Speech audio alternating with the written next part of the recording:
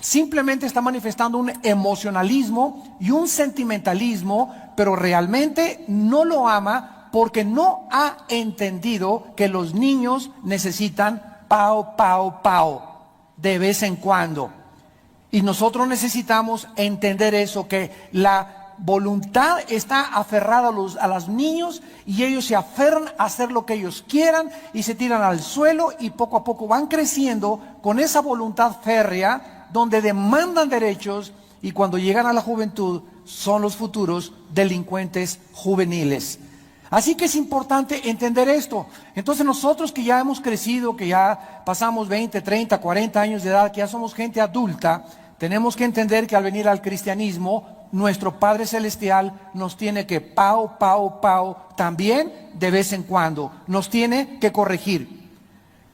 Cuando nosotros venimos a este contexto histórico, Israel se encontraba amenazada por los asirios. Eran tiempos de aflicción, eran tiempos de incertidumbre, eran tiempos de depresión. Y Dios en este pasaje, en medio de la opresión en la que ellos estaban viviendo, les asegura que Él los está vigilando, que Él los está cuidando, como le dijo Cristo en Apocalipsis a las 7 iglesias: yo conozco tus obras. A cada una de las iglesias comienza Cristo diciéndoles: yo conozco tus obras. En otras palabras, Juan, yo conozco hoy a qué horas te levantaste, qué pensaste, qué desayunaste, qué hiciste de las 10 a las 12, a qué personas miraste, qué libros leíste, qué revistas hojeaste, qué programas de televisión viste. Dios nos recuerda: yo conozco lo que están haciendo, cada uno de ustedes. Y de acuerdo a lo que ustedes hagan, ustedes recibirán. Así que no podemos burlarnos de Dios. Si nosotros estamos viviendo la mayor parte de la vida con nuestros pensamientos enfocados en Dios, pensando en cosas espirituales, amando a la gente, no transando a la gente, no engañando a la gente, viviendo para las ovejas, abrazando a la gente, etcétera, etcétera, Dios nos recompensa. Porque es un Dios que nos dice en el Apocalipsis que antes de que Él venga, lo enfatiza: he aquí vengo pronto y mi recompensa conmigo. Si tú mueres hoy en la noche, perdiste todas las oportunidades que tenías para que en la otra vida, la posición que te ocupes y que yo ocupe de autoridad, estará relacionada en la medida en la que amamos.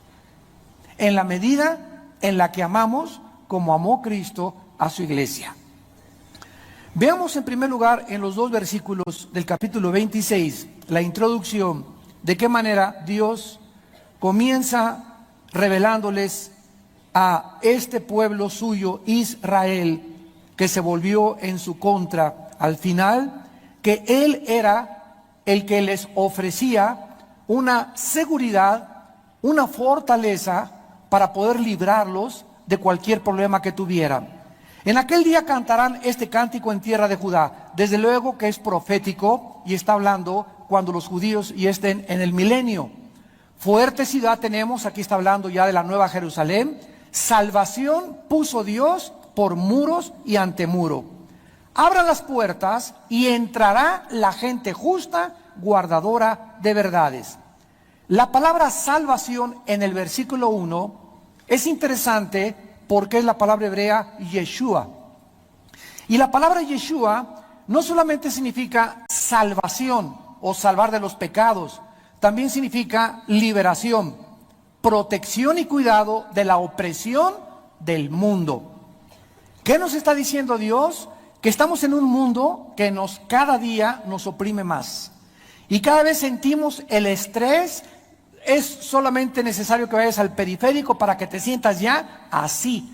Te gritan, se te echan encima, te recuerdan el 10 de mayo, te insultan y llegas a tu trabajo y envidias y política y el smog y los crímenes y la violencia y la inseguridad, y nos sentimos como que el mundo, ¿verdad?, nos está arrinconando. Bueno, la gente del mundo por eso recurre, para librarse de esta opresión y mantenerse ecuánimes, pues al alcohol, un pericazo, bachichazo de mota de la Golden de Acapulco, un tequila, adictos a la pornografía. De alguna manera quieren anestesiarse para no enfrentar la realidad en sus 5 sentidos.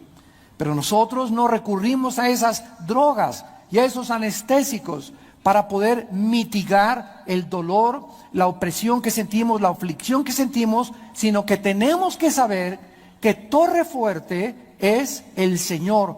A Él correrá el justo y el justo será levantado. Proverbios capítulo 18. Entonces nosotros corremos a Dios y Dios es como una fortaleza, como un castillo, donde si acudimos a Él, hagan de cuenta que aquí está la fortaleza y vienen persiguiéndonos y oprimiéndonos. Entonces corremos hacia Dios, no corremos hacia el pecado ni hacia las drogas, corremos hacia Dios, que es nuestra salvación, y Él nos toma y dice, a Él correrá el justo y será, o sea, nos hace así y le hacemos a la gente, a todos los que nos perseguían, hagan de cuenta que nos elevamos y nos sube a 10 kilómetros de distancia y se hacen chiquitititos todos nuestros problemas y vemos al mundo como hormigas, porque estamos mucho, mucho más elevados que ellos, cerca del Altísimo, que nos ha dicho, no te dejaré ni te desampararé. Entonces, esto es lo que Dios estaba tratando de decirles a los judíos proféticamente, y lo podemos nosotros aplicar, desde luego, espiritualmente. También tiene una aplicación, como vimos en Proverbios 18:10. Torre fuerte es el nombre de Jehová, a Él correrá el justo y será levantado. En el Salmo 91, David también encontró en Dios una puerta, una salvación, un castillo, una fortaleza a donde recurrir. Y dice el Salmo 91, el que habita al abrigo del Altísimo morará bajo la sombra del Omnipotente. En otras palabras, el que vive cerca de Dios, el que está cerca del Altísimo, el que se levanta en la mañana y pasa tiempo con Dios, pasa tiempo en oración, pasa tiempo en la Biblia, ese será protegido. Ese será guardado del mal. Dice Dios, dice David, diré a Jehová, versículo 2, esperanza mío. ¿Y cómo le llama Dios? ¿Cómo le llama David a Dios? Castillo mío. Ahí está otra vez. Se imaginaba como un castillo, como una fortaleza. ¿Por qué? Porque era el símbolo en la antigüedad de la protección. Detrás de los castillos y de las fortalezas nadie te podía alcanzar. Y Dios es nuestro escudo, nuestro castillo, nuestra fortaleza, mi Dios en quien confiaré. Regresamos a Isaías 26 y vemos a continuación que es importante notar un detalle esencial en el versículo 2. Isaías 26, versículo 2. Abran las puertas, o sea, ¿cuántos corren a Dios y de repente se encuentran con la puerta cerrada? No, yo corrí a Dios y no me oyó. Yo siento que es como el bronce, que se rebotan mis oraciones y ya Dios no me oye. ¿Cuántos? No quiero que levanten la mano, se sienten así y hay algo que de repente cuando tú buscas a Dios parece como que no haces contacto con Dios. Y este versículo nos lo revela. Abran las puertas y entrará ¿quiénes? Hay dos características que se requieren para que podamos encontrar refugio en Dios. Ser justos y al mismo tiempo ser amantes de la verdad. Tenemos que amar la verdad con todo nuestro corazón. Y es interesante que en Efesios 6:14 en el Nuevo Testamento, la justicia y la verdad forman partes de la armadura de Dios. Así que es el mismo Dios del Antiguo Testamento, el Dios del Nuevo Testamento. Dice Efesios 6:14, estén pues firmes, ceñidos vuestros lomos con la verdad y vestidos con la coraza de justicia. Cuando tú hablas a tus hijos, cuando tú hablas con tu esposo, con tu esposa, cuando tú hablas con los hermanos, ¿les dices la verdad siempre? Cuando hablas con tus empleados, cuando hablas con tu contador, cuando hablas con la gente del gobierno, ¿les dices la verdad? La verdad es una coraza en la armadura de Efesios 6 que nos protege. Y en cuanto nosotros comenzamos a vivir una mentira, y nuestra vida es una mentira, mentiras que amas a tu esposa. Porque si la amaras, no le echarías los perros a las demás muchachas. Mentiras que amas a tu esposo, porque si no, no te andrías fijando en otros hombres. O sea, comenzamos a vivir una mentira. Y comenzamos a ser deshonestos con nosotros mismos. ¿Y qué pasa? Se comienza a abrir un hueco en la armadura. Porque para ser protegidos totalmente de los dardos de fuego del maligno, necesitamos tener la armadura cerrada. Y la mentira nos abre la puerta para que el enemigo nos pueda atacar. Y también tenemos la justicia, que es una característica del justo y de aquellos que han sido redimidos por la sangre de Cristo. ¿Eres justo con tu esposa? ¿En qué sentido? Bueno, tu esposa todos los días lava pañales, les da de comer. ¿Eres justo dándole un día de descanso a tu esposa? Y le digas el domingo, mi amor, hoy vamos a ir a la iglesia y mira, ahí venden unas enchiladas ricas en la iglesia, no hagas desayuno, no laves ni nada, y nos vamos a ir pues a los tacos de enfrente, y nos vamos pues, a caminar a Chapultepec, nos vamos a ir en taxi o lo que sea, pero no quiero que hagas nada ahora, mi amor, quiero que descanses de los niños, y quiero amarte hoy, quiero darte flores, y quiero cantarte el corrido de que ya llegué. ¿Eres justo con tus hijos? Cuando tienen buenas calificaciones, ¿les cumple las promesas? ¿Eres justo con tus empleados? ¿Les pagas horas extras que demanda la ley a tus empleados? ¿Les pagas vacaciones? ¿Les pagas aguinaldo? ¿Eres justo en tu vida? Cuando no hay justicia, es la parte que nos cubre la espalda de la armadura de Dios. Y cuando comenzamos a ser injustos con la gente por la cual Dios dio su vida en la cruz, comenzamos a abrirle un agujero en la espalda para que el enemigo también se nos venga por ahí. Por eso dice en el Isaías 26, abran las puertas y entrará la gente justa y guardadora de verdades. En segundo lugar, dice el versículo 3 y el versículo 4, tú guardarás en completa paz, absoluta y total. ¿A quiénes? A aquellos cuyo pensamiento, cuyos propósitos, cuyos planes que se forman en la mente, en ti perseveran. ¿Por qué los vas a guardar en completa paz? Simplemente porque confían en ti. La palabra paz es la palabra más linda del hebreo. ¿Sabían ustedes? Es la palabra shalom. Cuando los judíos se saludan, siempre dicen shalom shalem. En otras palabras, que tengas abundante paz, o que la paz sea contigo. Y la palabra shalom, vean lo que significa: paz, descanso, sin preocupación, tranquilidad, bienestar, seguridad, confianza, reposo y prosperidad. Y no necesariamente tiene que ser económica. Así que toda esta gama de palabras representa la palabra shalom. Vamos por orden. Cuando nosotros recibimos a Cristo como nuestro Salvador, la Biblia dice en Romanos 5 que éramos enemigos de Dios. Yo enemigo si yo iba a misa, hermano, yo iba a la iglesia. Eras enemigo de Dios porque aunque tenías una religión, no hacías lo que Dios te mandaba. Así que de nada te sirve decir soy cristiano, cuando no haces lo que Dios te manda. Entonces éramos enemigos de Dios. Y Dios no nos podía tener como amigos tampoco, aunque Él nos amaba, ¿verdad? Porque Él ama, ¿verdad?, al mundo que dio a su Hijo en la cruz para pagar por nuestros pecados. Entonces, cuando tú recibes a Cristo, Él entra a tu vida y dice en Romanos 5:1, justificados por la fe, tenemos paz para con Dios por medio de nuestro Señor Jesucristo. Para que nosotros pudiéramos aceptar y estar en paz con Dios y ya no eres, Señor, quiero ser tu amigo y darte la mano, antes su justicia tenía que ser cumplida. Y como tú eres injusto y como yo soy injusto, alguien vino y nos regaló, nos imputó su justicia, que es Jesucristo. Entonces, esa justicia no es mía. Es como un día les conté, ¿verdad? Es como este saco que traigo aquí cubriéndome, pero este saco solamente me cubre, pero no es mío, ¿verdad? No forma parte de mi cuerpo, sino que solamente me cubre. Entonces Cristo, al recibir a Cristo Dios, me cubre, nos envuelve en una justicia que no es de nosotros, que es de su Hijo Jesucristo.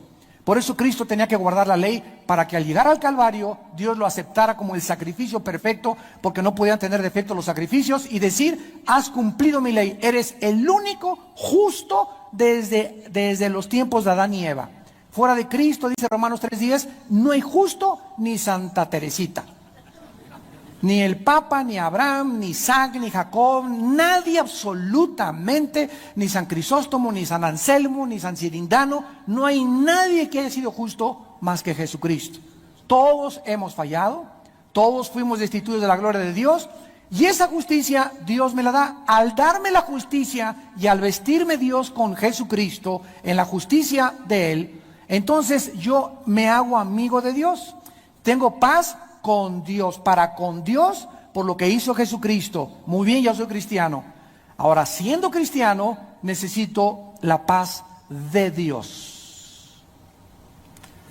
Recibimos la paz con Dios, ahora necesitamos la paz de Dios. Ahora todos los días necesito que esa paz que Jesucristo nos prometió en Juan 14, mi paz les dejo, mi paz les doy, no como el mundo la da, sino de una forma sobrenatural, quiero que se quede con ustedes para que vuestro gozo sea cumplido. Esa paz la necesitas para vivir. Es un infierno vivir sin paz. Necesito paz para hacer negocios. Necesito paz para resolver los problemas familiares. Necesito paz para educar a los muchachos. Necesito paz para ser pastor, para poder tener mi fábrica, mi puesto de tacos, en mi taller. En todas las circunstancias necesitamos paz. ¿Qué es lo contrario de paz? Agitación, estrés, acelerado, ira, enojo, y bajo estas características no tomes decisiones, porque te vas a lamentar. Ahora, para tener esa paz, yo necesito forzosamente ser justo y tener la verdad de Dios. Y vivir en la palabra, porque lo dice aquí, tú guardarás en completa paz a aquel cuyo pensamiento en ti persevera. ¿A quién guardará Dios? ¿A quién cuidará Dios? ¿A quién mantendrá Dios en medio de la turbulencia que vivimos, tranquilo, seguro, con esperanza, sin estrés, sin ansiedad, sin recurrir a Prozac, ni Valium, ni Equanil, ni alcohol, ni drogas, porque tienes algo mucho más grande dentro de ti que te dé esa paz? Aquellos que piensan continuamente en Él. ¿Qué porcentaje del día piensas en Dios? Haz un cálculo honesto en tu vida. Ayer sábado, ¿cuántas horas de las 18 horas que tenemos diarias, porque 8 horas las pasamos dormidos, de todo ese tiempo, cuántas horas, calcúlale si tienes por lo menos mínimo 2 horas diarias, en las que dedicas 2 horas diarias a pensar en Dios, en la Biblia, en memorizar, en orar? 2 horas que hayas apartado totalmente para estar en la palabra y en oración con Dios. 2 horas diarias es lo mínimo que un cristiano puede tener. Entonces, ¿por qué llegas? Hermano, ore por mí, póngame la mano, tómeme al suelo, sáneme.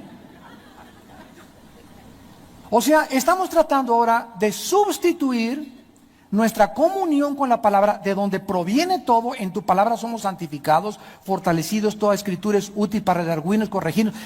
Es suficiente la Biblia, pero queremos sustituir la Biblia por emociones, por sentimientos. Ay, que caigo ahorita, mire hermano, cayó ahorita del cielo, y cayó diamantes del cielo, y me tumbaron, y vi esta sanidad, etcétera, etcétera. Y ya están de emociones, en emociones, en emociones, en emociones, y raquíticos el alimento espiritual en sus vidas. Y esas cosas que tú ves y que experimentas y que oro y por allá, no van a sostener tu vida espiritual. Lo único que te va a sostener es la palabra de Dios, la cual, aunque los cielos y la tierra pasen, la palabra permanecerá.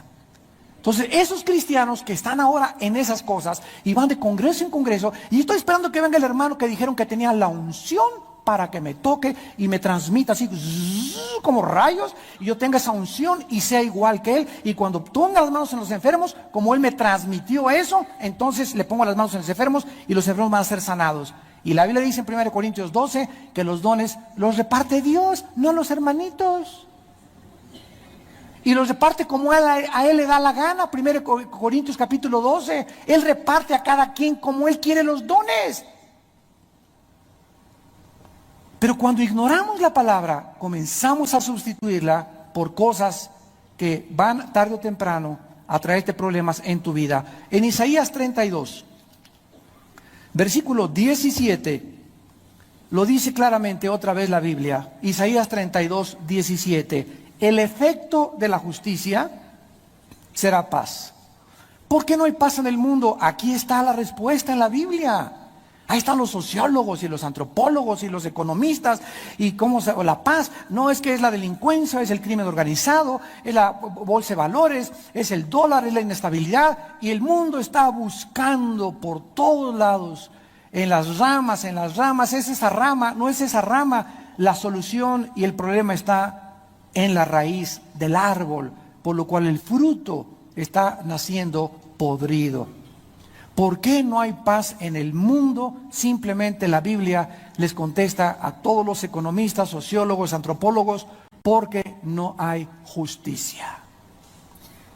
Los jueces se venden, los magistrados se venden, los políticos se venden, los papas se venden, los religiosos se venden. Ahora todo es intereses monetarios, dinero. Si me conviene, y si tienes dinero eres mi amigo, si tienes una iglesia grande me interesa ser tu amigo porque me invitas a predicar y me va a dar una buena ofrenda, y comenzamos a ser inundados por los intereses y comenzamos a volvernos injustos, y este es el resultado por lo cual el mundo se encuentra hirviendo como una olla express a punto de reventar, porque no hay justicia en las naciones, en las escuelas, en los juzgados, en las familias. Los esposos no son justos con su esposa, muchas mujeres no son justas con sus hijos, y este es el resultado de que no haya paz en el mundo. Porque el efecto de la justicia, la consecuencia después de que haya justicia, es la paz. Ahora, ¿por qué no hay paz en el Medio Oriente? Entre los judíos y entre los árabes. ¿Por qué? Porque no hay justicia. Hasta que reciban al Mesías, va a haber paz en el Medio Oriente.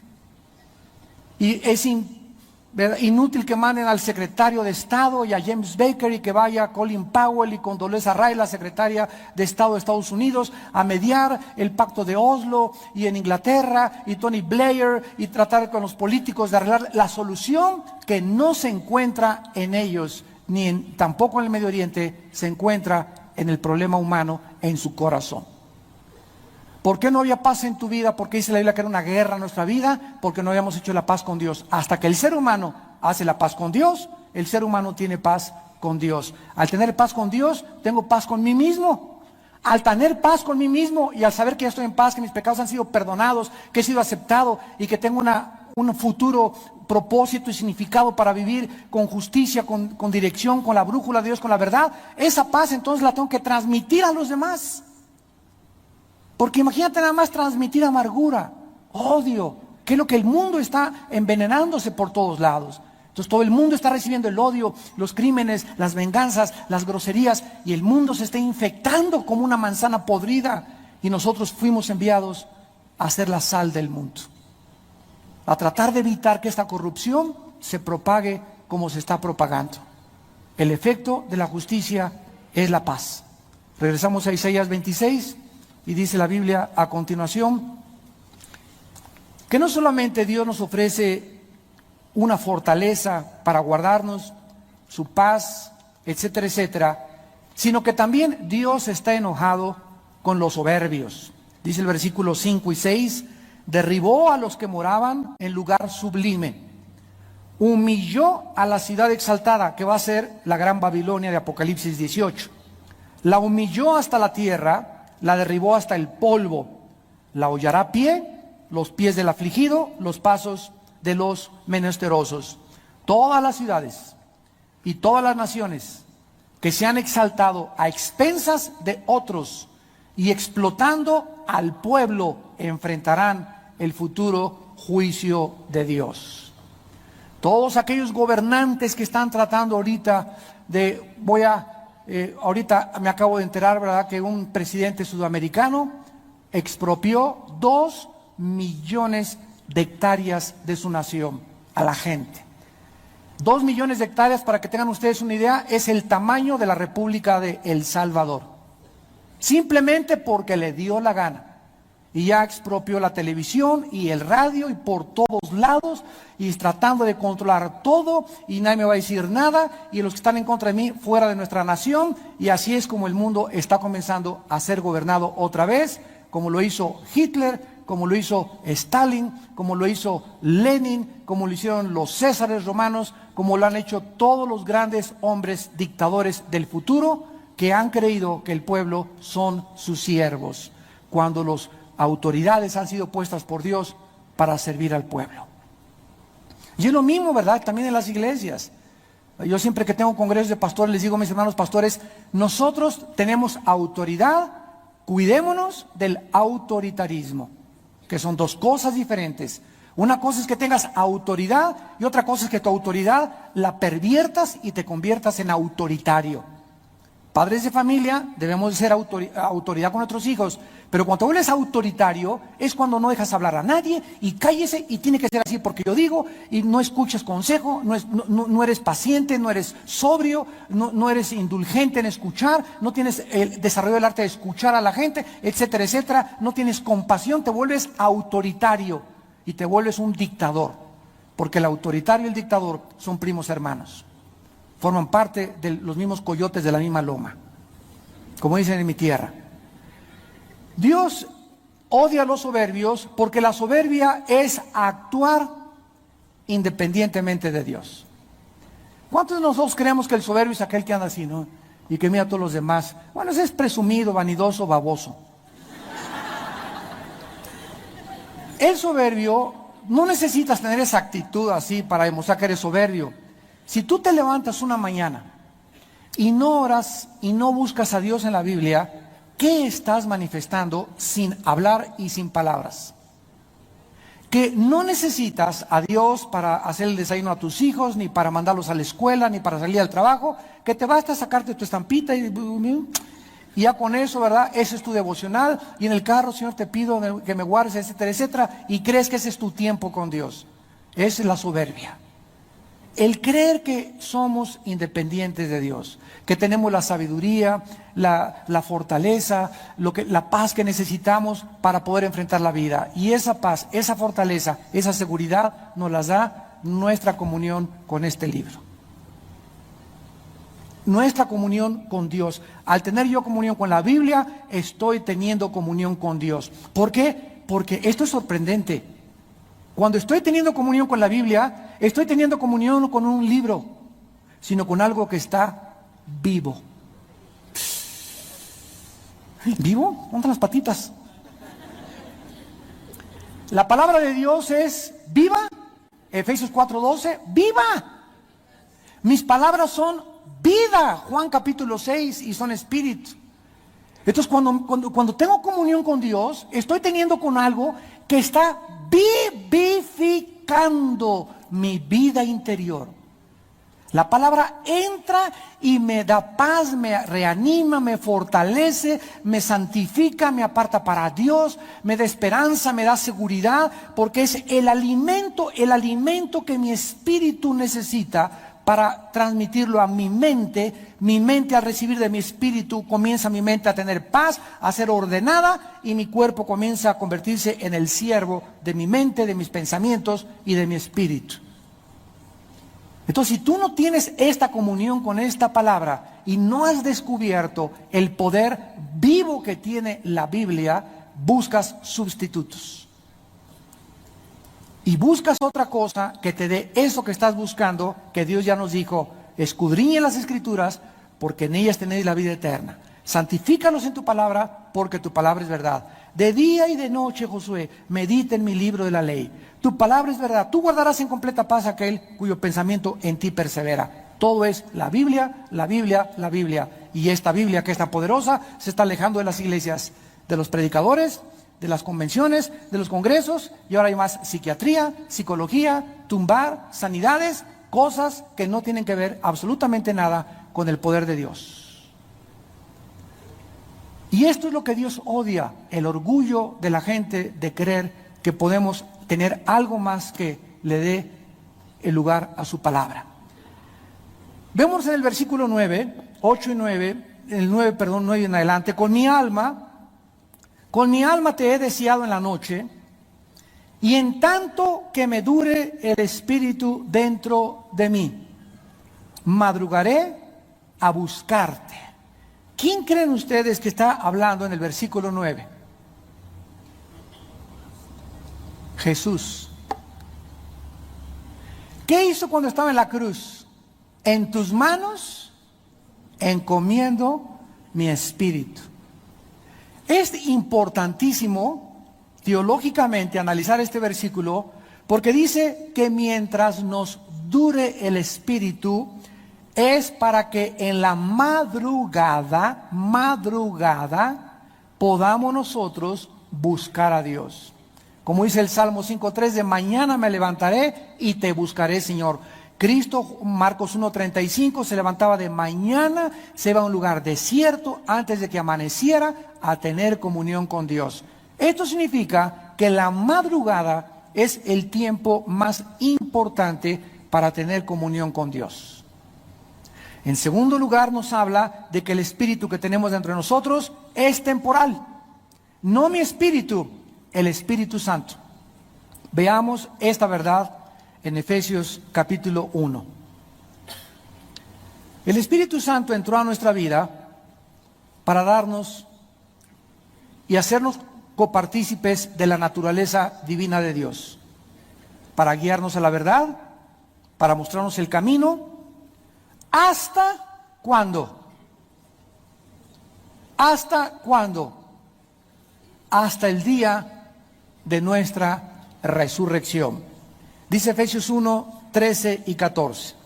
En él también vosotros, habiendo oído la palabra de verdad, el evangelio de vuestra salvación, y habiendo creído, fueron sellados con el Espíritu Santo de la promesa. ¿Quiénes son los que tienen el sello de Dios? Los que oyeron y creyeron las buenas noticias de que Cristo en la cruz pagó por nuestros pecados. Dios te sella al enviar su Espíritu a tu vida, y este sello simboliza propiedad.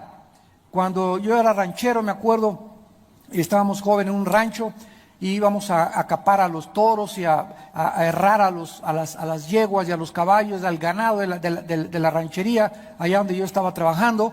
Les poníamos un fierro así, caliente, y decía el fierro, Armando Alducin.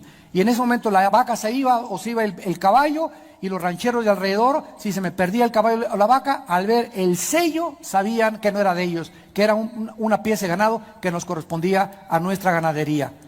Entonces, este sello es lo mismo cuando nos hace Dios, ¿Y quiénes creen que saben que somos propiedad de Dios? ¿Tu abuelita? ¿Tu suegra? ¿Tu cuñado? No, dice la Biblia que el mundo no nos conoce. Los únicos que saben que somos propiedad de Dios son los demonios. Satanás y los ángeles caídos y las potestades de maldad. Ellos saben perfectamente bien quiénes son los sellados. Cuando Pablo llegó a una ciudad en el libro de los Hechos, sacó a unos demonios. Y llegaron otros hijos del sacerdote Seba y sacaron a los demonios y les dijeron a los demonios, ¿ustedes quiénes son? Los despeinaron, les quitaron la corbata, les quitaron los zapatos, los escupieron, los arrastraron. Los demonios los hicieron como quisieron. Y le dijeron los endemoniados a estos tontos que creían que podían tener el poder de Dios, a Pablo conocemos, pero ustedes, ¿quiénes son? Esto nos abre, ¿verdad?, el entendimiento del mundo espiritual para darnos cuenta que los demonios saben con quién se meten. Los demonios saben quién está sellado y quién está ungido con el Espíritu de Dios. Y no pueden ellos acercarse a nosotros hasta que nos quitamos la verdad y la justicia de nuestra espalda. Dice la Biblia, también aquí en Efesios, que el Espíritu Santo es las arras, versículo 14. Esta palabra arrabón en el griego, arrabón significa garantía. Cuando yo me casé, aquí tengo en el lado izquierdo de mi dedo un anillo, que es el anillo de bodas. Aquí traigo la fecha de nuestra boda y el nombre de mi amada esposa. Entonces el juez por lo civil, ¿verdad? Ya nos casó, etcétera, y ya me pone ella el anillo, y el anillo significa que es la garantía. Este anillo es una garantía de que ya no soy soltero. que ya no puedo andar de rojo verde, ni echándole los perros a otra muchacha, ni a otra mujer, etcétera, etcétera, porque me haría tonto, ¿verdad? Comenzaría a vivir una mentira. Y ya Dios me decía, pues ok, bien, si quieres, sigue creyéndote Rambo y síguete creyendo John Travolta, ¿verdad? Pero sabes una cosa, que estás abriendo tu armadura y no soy responsable de que vas a perder la paz, vas a perder problemas, vas a tener problemas en tu trabajo, te va a comenzar a ir como en feria, porque estoy demandando de tu vida que le seas fiel a tu esposa hasta que la muerte los separe. Entonces, este anillo es la garantía de ¿qué? De que debo de serle fiel a mi esposa, ella debe serle fiel a mí. Dios pone su espíritu para garantizarnos que somos su propiedad, que ni la muerte, ni los ángeles, ni lo porvenir, ni lo invisible, ni ninguna otra cosa criada nos podrá nunca separar de su amor eterno que es en Cristo Jesús.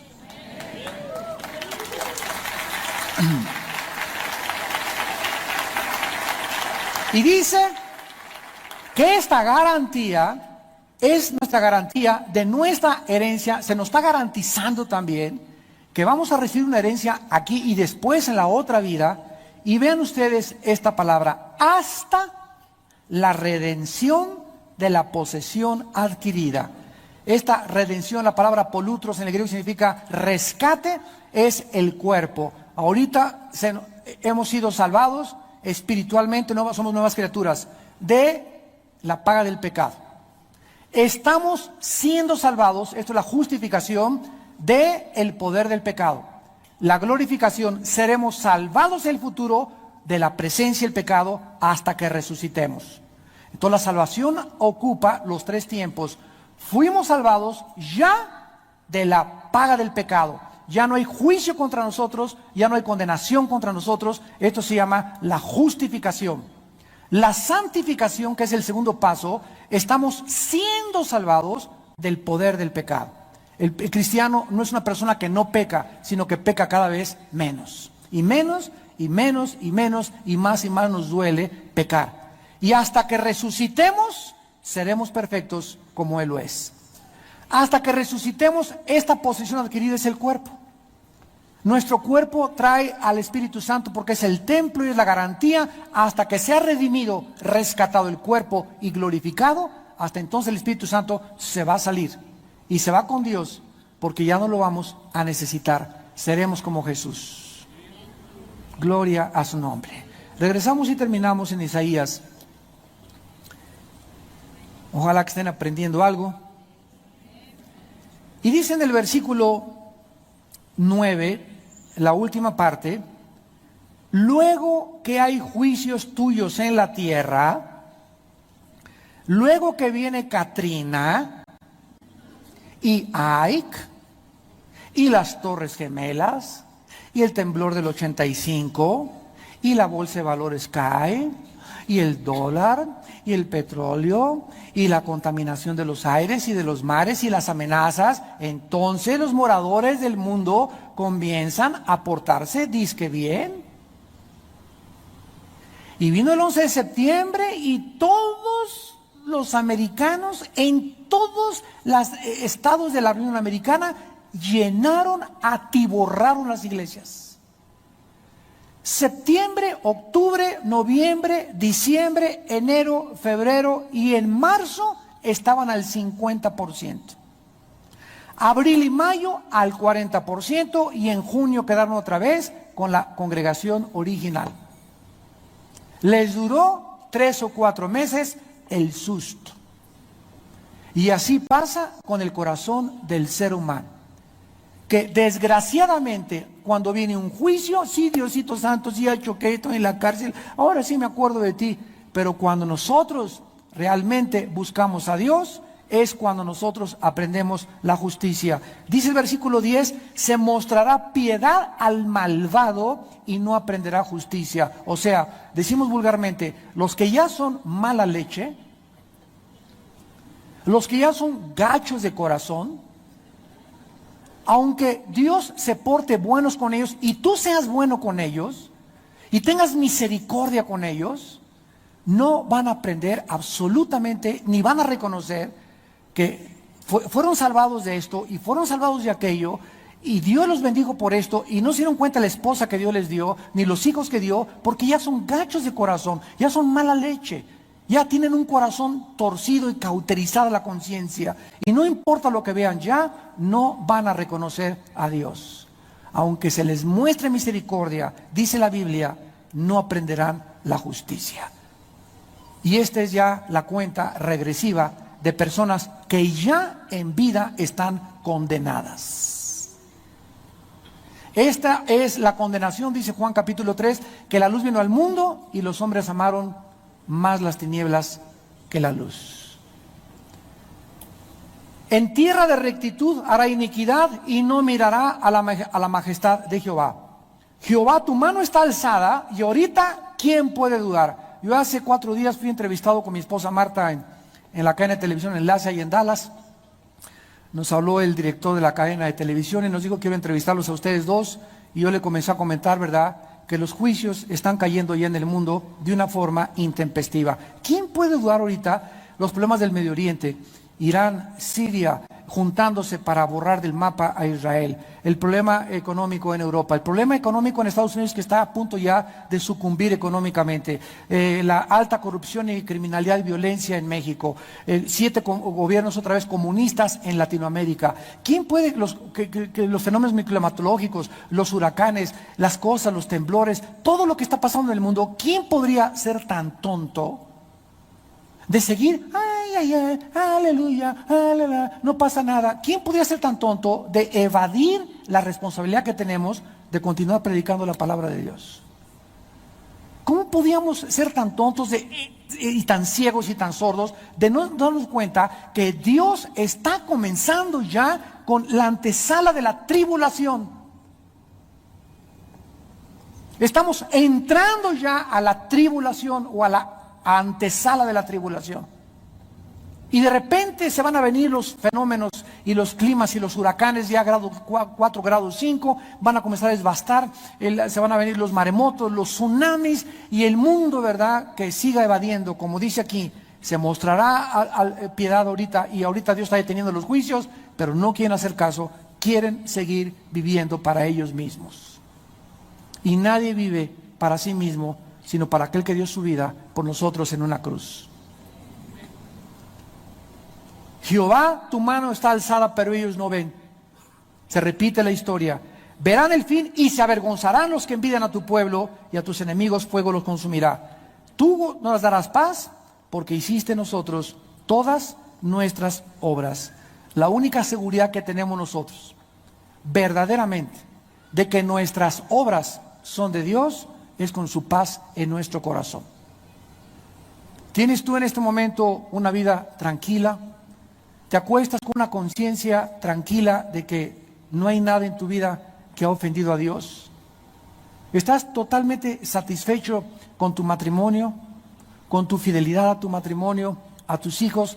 Puedes decir en esta noche: Señor, si tú me llevas hoy a las 5 de la tarde y te entrego cuentas a las 7 de la noche en el cielo, te puedo decir: Padre, hice con mis hijos lo que pude, fui responsable con ellos, a mi esposa la amé, fui justo con mis empleados. ¿Qué cuentas? En cualquier momento que tú mueras y que yo muera, estamos delante de la presencia de Dios para siempre. Y ya no hay necesidad. ¿Me das permiso de regresar a confesarme? Ya se acabó eso. Ya en la eternidad después de muerte está establecido el juicio. Y solamente no hay purgatorio, no hay transmigración de almas, es después de la muerte. Te vas al cielo con el Señor y regresamos a la tierra a reinar con Él, o te vas al centro de la tierra, al infierno, por los siglos de los siglos de los siglos. Llores, más que el chicle, te burles, eso no me interesa. La verdad son palabras fieles y verdaderas. Y algún día, como